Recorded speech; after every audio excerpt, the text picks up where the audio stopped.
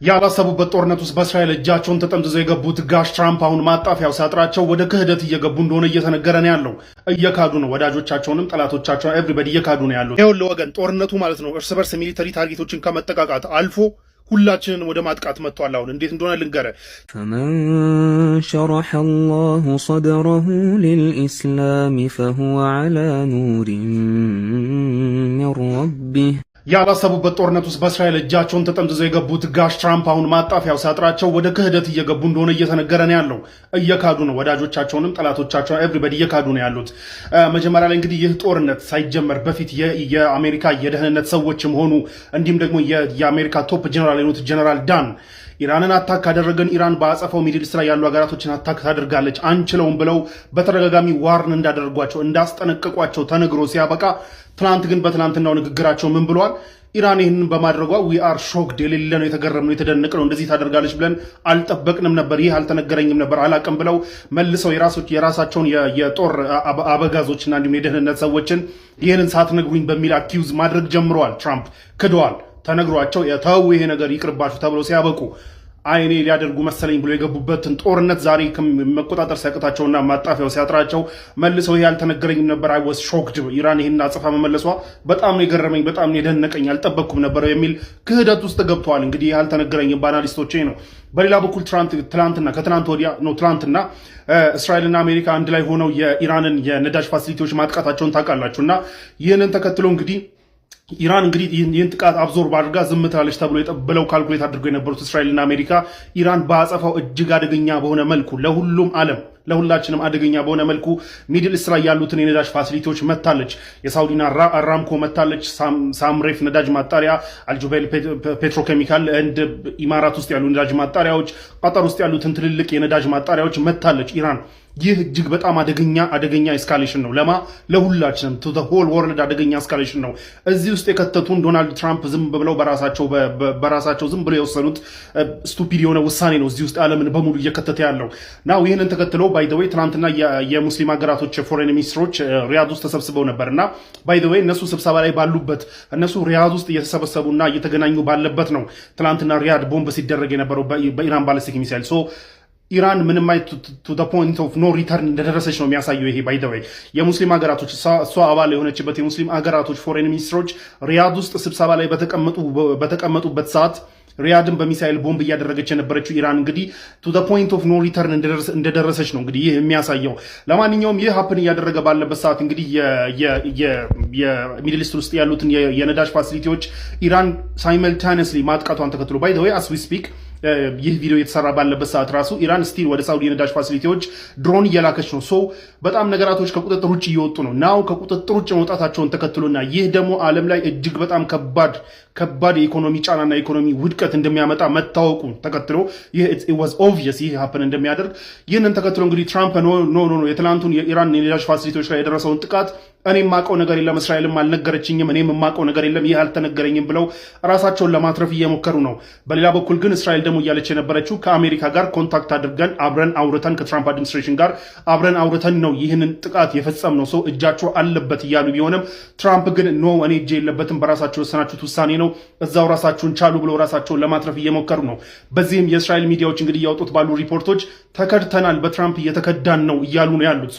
ይህ ነገር ሀፕን ማድረጉ የሚቀጥል ከሆነ የኢራን አውት ኦፍ ኮንትሮል የሆኑ ጥቃቶች የሚቀጥሉ ከሆነ አሜሪካ ዶናልድ ትራምፕ የራሳቸውን ፖለቲካል ኮሪደርም ሴቭ ለማድረግ በሚል ዊዝድሮ ሊያደርጉ እንደሚችሉ ይጠበቃል። ሙሉ ለሙሉ ዊዝድሮ ሊያደርጉ እንደሚችሉ ናው ዘ ፕሮብለም ምን መሰላችሁ?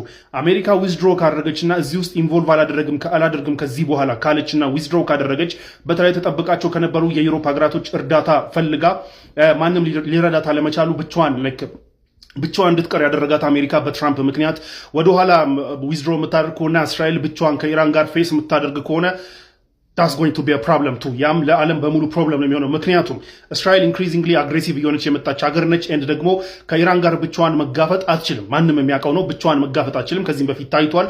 እስካሁንም በዩኤስ የኤር ስትራይክ እና በዩኤስ ዲፌንስ ሲስተሞች ነው ሰስቴን አድርገው ያለችው። ናው ዩኤስ ዊዝድሮ ካደረገች ግን ፊት ለፊት የሚጋፈጡ ከሆነ there is a high probability according to analysts there is a high probability ወይም ደግሞ የሚገመት ነው ምን እስራኤል ኢራን ላይ የኒውክሌር ጥቃት ልትፈጽም ትችላለች የሚሉ ስጋቶች እየተሰሙ ነው ያሉት። ይህም ይሆን ከሆነ እጅግ በጣም አደገኛ ነው ለኢራንም ህዝብ፣ ለኢራን 90 ሚሊዮን ህዝብ ኤንድ ለሚድል ኢስት ቱ ዘ ሆል ሚድል ኢስት ሀገራቶች ህዝብ በጣም አደገኛ የሆነ ኤስካሌሽን ነው ይሄ።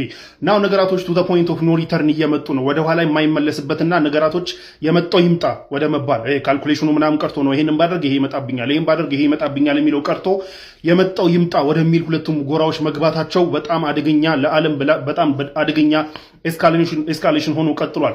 እንደምታውቁት እነዚህ ሚድል ኢስት ላይ ያሉት የነዳጅ ፋሲሊቲዎች የተመቱት ለዓለም በጣም አብዛኛውን ብዙ ፐርሰንት ነዳጅ የሚያቀርቡ የፕላስቲክ ጥሬ ዕቃዎች የሚያቀርቡ የግብርና ፈርቲላይዘሮች የሚያቀርቡ ናቸው።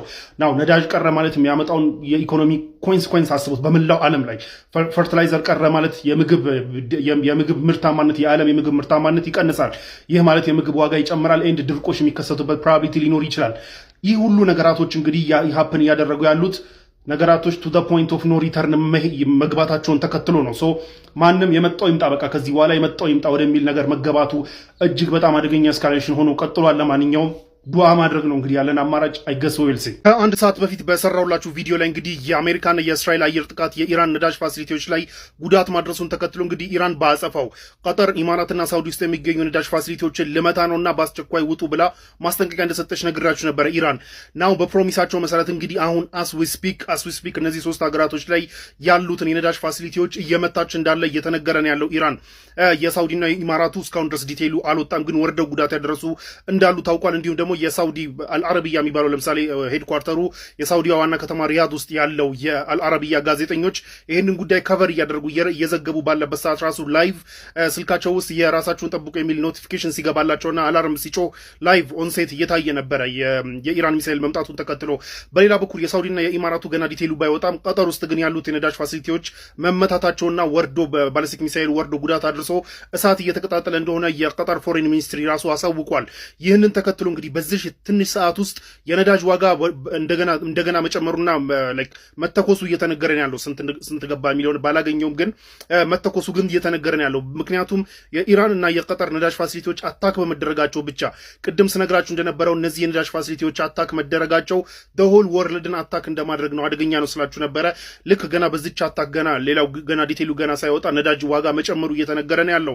የጧቱ ስትራይክ አሜሪካና እስራኤል አንድ ላይ ሆኖ ነው የኢራንን የነዳጅ ፋሲሊቲዎች የመቱት የሚለውን ግን አሜሪካ ክዳለች።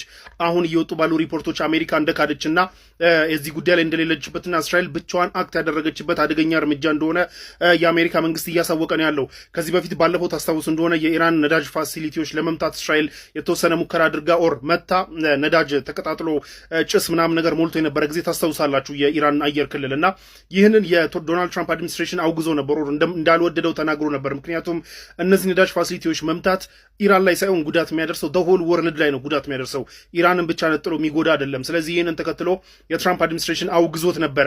አሁንም እንግዲህ የትራምፕ አድሚኒስትሬሽን ከአሜሪካና እስራኤል ናቸው አንድ ላይ አታክ ያደረጉት እየተባለ የነበረ ቢሆንም አሜሪካ ሙሉ ለሙሉ ክዳለች፣ እኔ የለሁበትም ብላለች። እስራኤል ለብቻው ያደረገችው ነች ነው ብላለች። እስራኤል በበኩሏ ግን አሜሪካን አማክረን ያደረግኩት አንድ ላይ ያደረግነው እያሉ ነው ያሉት።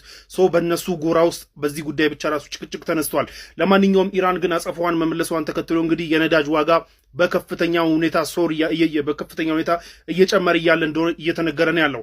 በሌላ በኩል አስ ዊ ስፒክ ይሄ ቪዲዮ እየተሰራ ባለበት ሰዓት የሙስሊምና የአረብ ሀገራቶች ፎሬን ሚኒስትሮች የዚህን ጉዳይ ሁኔታ ለመፍታትና ተመሳሳይ አቋም ለመያዝና በዚህ ጉዳይ ተወያይቶ ለዚህ ጉዳይ መፍትሄ ለማምጣት ኢመርጀንሲ ሚቲንግ ተጠርቶ እንግዲህ ሳውዲ ዋና ከተማ ሪያድ ውስጥ ይገኛሉ። የቱርኩ ሀካም ፊዳን አይቻቸዋለሁ፣ ቅድም በተለያዩ ቪዲዮች አይቻቸዋለሁ። የቀጠሩም አሉ፣ የሳውዲውም አሉ፣ የጆርዳኑም አሉ። እንደዚህ የሙስሊም ሀገራቶች እንግዲህ ተወካዮች የፎሬን ሚኒስትሮች እዛ ተገኝተዋል። ትላንትና ነው ጥሪው የተደረገው። ኢመርጀንሲ ሚቲንግ ጥሪው የተደረገው ትላንትና ነው። የኢራን ፎሬን ሚኒስትር እንግዲህ የሙስሊም ሀገራት ከሚባለው ውስጥ እንግዲህ ኢራን መኖሯን ተከትሎ ይጠሩ አይጠሩ እስካሁን ድረስ የታወቀ ነገር የለም። እዛ ስለመገኘታቸውም የተሰማ ነገር የለም። ነገር ግን ሌሎቹ እንደተገኙና በዚህ ጉዳይ ተወያይተው መፍትሄ ለማምጣት እንግዲህ ዛሬ አዳሩን እንደሚሰበሰቡ ታውቋል። ምን ያደርጋሉ፣ ምን አይነት ለውጥ ያመጣሉ፣ ኦር ምን አይነት አቋም ይይዛሉ አይገስ ዊል ሲ። ይኸውልህ ወገን ጦርነቱ ማለት ነው እርስ በርስ ሚሊተሪ ታርጌቶችን ከመጠቃቃት አልፎ ሁላችንን ወደ ማጥቃት መጥቷል። አሁን እንዴት እንደሆነ ልንገረ። ትናንትና ሁላችሁም እንደምታውቁት የኢራኑ አሊ ላሪጃኒ መገደላቸውን ታውቃላችሁ አይደለ? በዚህ ሪቬንጅ እንግዲህ የኢስላሚክ ሪቮሉሽነሪ ጋርድ ደግሞ እስራኤል ላይ በጣም ከባባድ ጥቃቶችን ሲያደርስ አድሯል ትናንትና አዳሩን።